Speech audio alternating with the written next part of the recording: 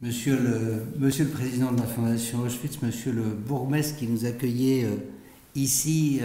je voudrais vous remercier et vous dire, ainsi qu'à vous, Monsieur le directeur de l'ASBL Mémoire d'Auschwitz, qui nous avait également accueillis, Monsieur le vice-président de la Fondation Jacques Rosenberg, Monsieur le chef de cabinet adjoint de Monsieur le secrétaire d'État, chers collègues ambassadeurs d'Allemagne et de République tchèque, mesdames et messieurs les lauréats,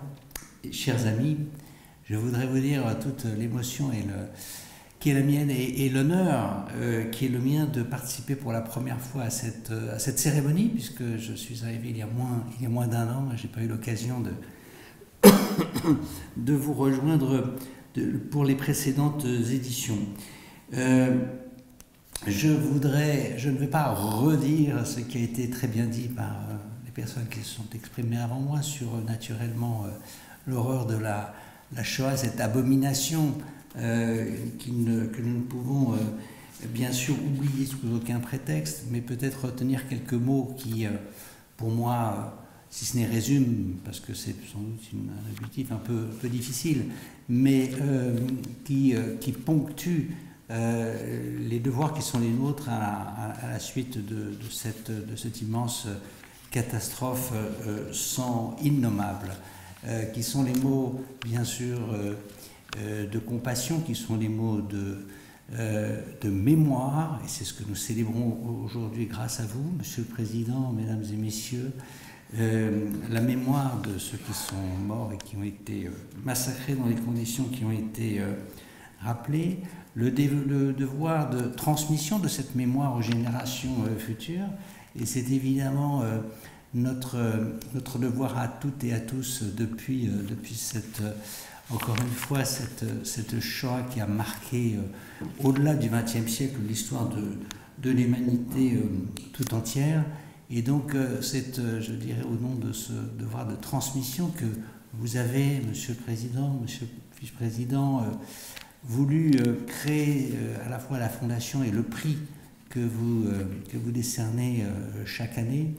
à des personnes qui font des recherches sur ce thème et sur les thèmes des génocides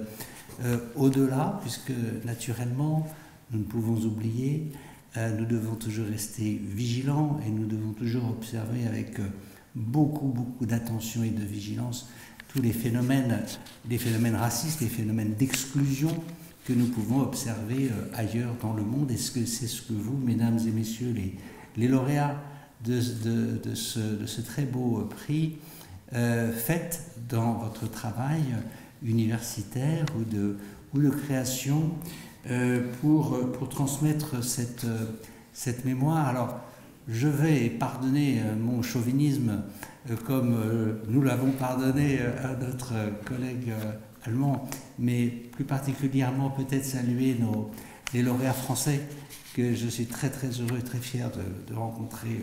ce soir. En particulier donc Madame Inès Zahra, qui reçoit le prix de la Fondation pour une très belle thèse de doctorat en art du spectacle, comme cela a été rappelé, qui porte ce très beau titre « Ô Dieu, jusque à quand penser, représenter, élaborer le traumatisme des guerres de religion dans la tragédie française de 1562 à 1610 ». Donc ceci nous ramène évidemment à une période très ancienne, mais qui nous rappelle aussi que les guerres de religion ont été commises au nom naturellement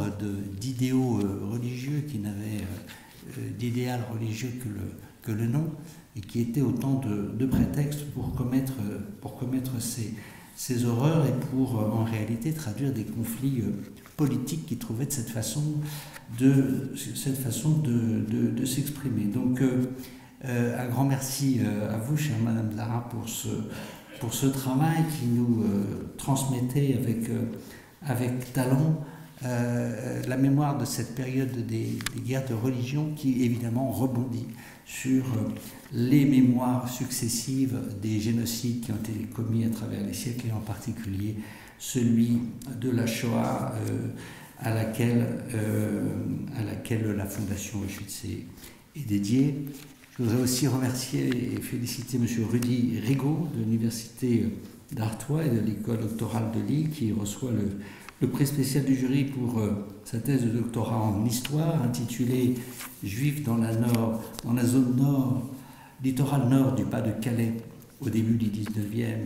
et jusqu'à la fin des années 2010 », un travail magistral qui nous livre une analyse très, très fine, très complexe de la judéité et du passage d'une identité collective assignée par la société dans un but discriminatoire à une identité librement consentie à titre individuel et parfaitement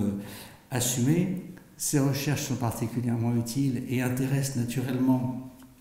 très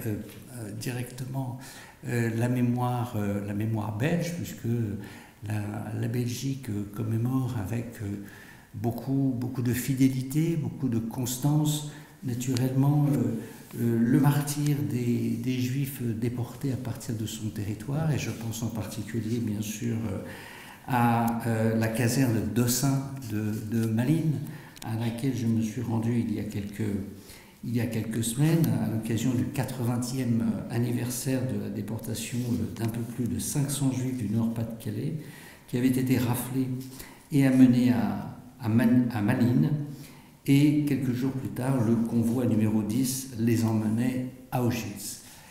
C'était évidemment un moment particulièrement frappant, particulièrement émouvant, que beaucoup d'entre vous ont vécu sur place, dans ce lieu étonnant, à côté duquel a été bâti un très beau musée qui, je crois, présente de façon très, très didactique l'horreur de cette période, mais dans une perspective historique qui est particulièrement émouvante, mais aussi particulièrement utile pour transmettre cette mémoire aux jeunes générations. Donc, à mon tour, je voudrais vous remercier en vous félicitant à nouveau de votre initiative, mesdames et messieurs qui avez participé à la sélection de ces ouvrages qui sont couronnés aujourd'hui. Merci beaucoup.